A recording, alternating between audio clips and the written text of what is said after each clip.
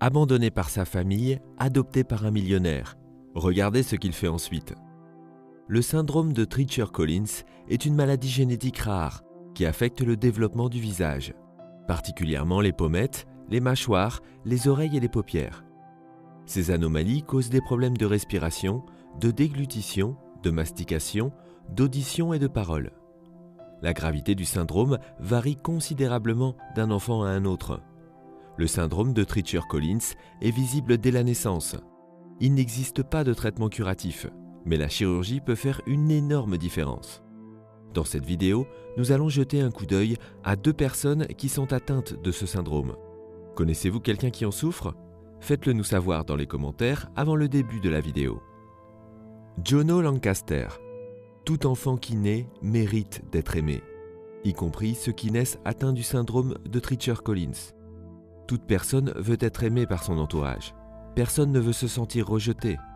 Jono Lancaster, qui est né atteint du syndrome de Treacher-Collins, a eu ce même sentiment. Parfois, on se demande comment 2 personnes peuvent décider d'avoir un enfant, attendre 9 mois et arriver à finalement abandonner l'enfant. C'est exactement ce que les parents de Jono ont fait, parce que Jono est né atteint du syndrome de Treacher-Collins et que son visage était déformé. Heureusement pour Jono, contrairement aux autres personnes atteintes du syndrome, il n'a pas besoin d'aide pour manger ou respirer. Il a été adopté par Jean Lancaster, qui a parfaitement assumé le rôle du père et de la mère. Mais sa vie n'a pas toujours été rose. L'état génétique dans lequel il est né a cependant causé des années d'anxiété. Jean a essayé d'établir le contact entre Jono et ses parents biologiques, mais n'y est jamais parvenu. Quand Jono a grandi, il s'est rendu compte qu'il était différent. Les enfants de son âge ne voulaient pas jouer avec lui, et plusieurs le dévisageaient. On le traitait comme s'il était atteint d'une horrible maladie contagieuse. Évidemment, comme tout enfant normal, Jono voulait se faire des amis. Pour y parvenir, il achetait souvent des bonbons et les distribuait aux autres enfants afin de sympathiser un peu. Malheureusement, cette technique n'a pas marché. Au lieu d'être accepté par ses pairs, Jono a été harcelé et des remarques insultantes ont été faites sur son apparence. On lui a dit qu'il était laid et que certains avaient l'impression qu'il pouvait les contaminer avec cette maladie dangereuse. Jono est tombé dans une profonde dépression et a éprouvé une forte douleur émotionnelle et mentale. Vous également, vous vous sentiriez blessé si quelqu'un tenait des propos aussi méchants à votre égard. Ces expériences inconfortables ont poussé Jono à développer une image négative de sa propre personne. Heureusement, lorsqu'il était âgé de 19 ans, la mentalité de Lancaster s'est mise à changer lorsqu'il commença à travailler dans un café.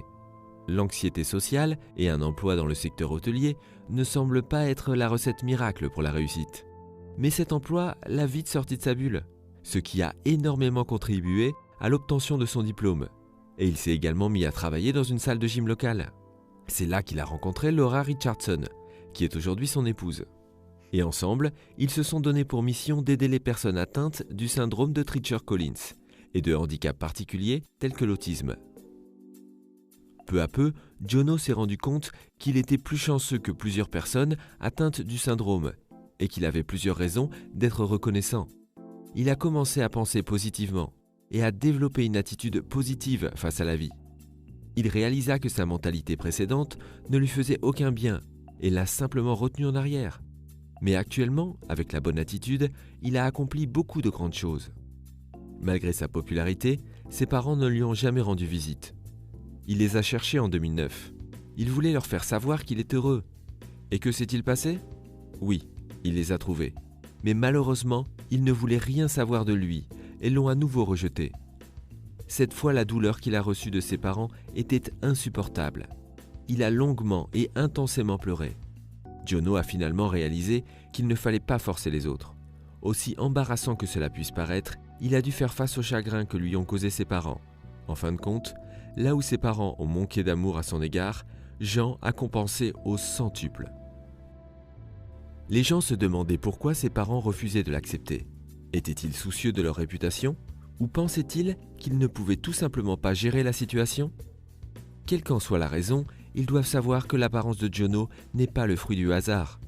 Les deux ont un gène récessif qui est devenu prépondérant chez Jono.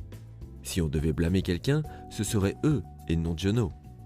Aujourd'hui, l'apparence de Jono ne peut être comparée à sa beauté intérieure. Et il a désormais plusieurs amis qui l'aiment pour ce qu'il est, et non pour son apparence.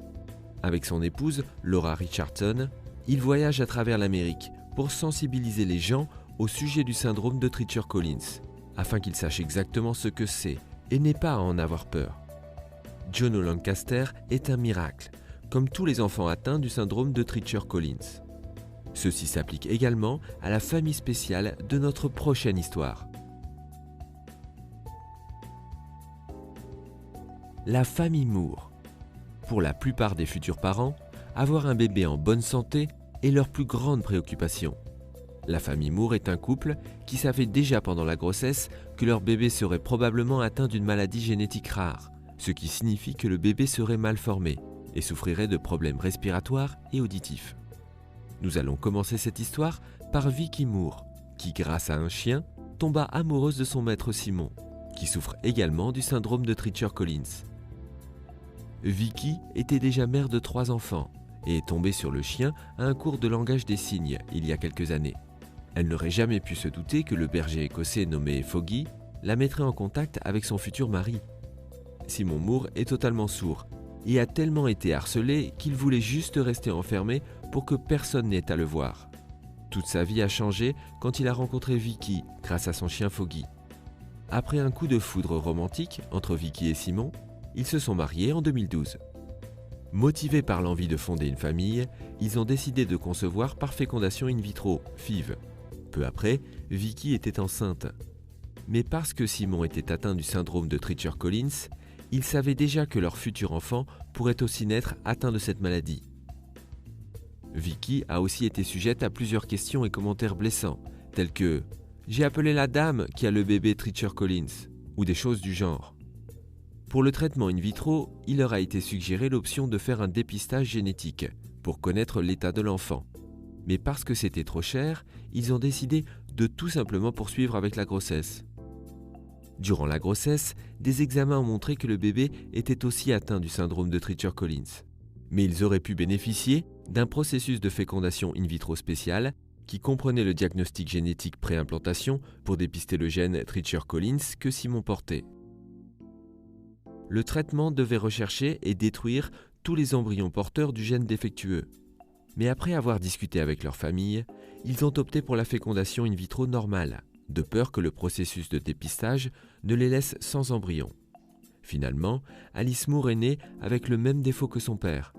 Le couple est passé à l'émission télévisée This Morning sur la chaîne ITV avec leur fille Alice, âgée de 15 mois. Pendant l'émission, ils ont soutenu leur choix de garder Alice. Ils étaient convaincus qu'il fallait poursuivre avec la grossesse, malgré le fait qu'ils savaient que Alice était atteinte du syndrome. Au travers de leur histoire, ils voulaient montrer aux gens qu'ils n'avaient pas commis une erreur. Heureusement, Alice n'a pas souffert d'une forme aggravée du syndrome de Treacher-Collins. Contrairement à ce que plusieurs personnes pensent, ces enfants ont aussi droit à une belle vie et à tout l'amour qu'ils peuvent obtenir. Vicky et Simon sont très heureux avec leur fille et ne regrettent pas leur décision de la garder. Vicky explique durant l'émission télévisée que plusieurs personnes ne comprennent pas ce qu'ils ont vécu. Ils pensent que nous sommes égoïstes, mais aussi longtemps que les gens tiendront des propos négatifs, nous continuerons à vous sensibiliser. Vicky avise aussi le grand public que la mutation peut se produire dans le ventre sans aucun antécédent familial et n'est pas souvent constatée.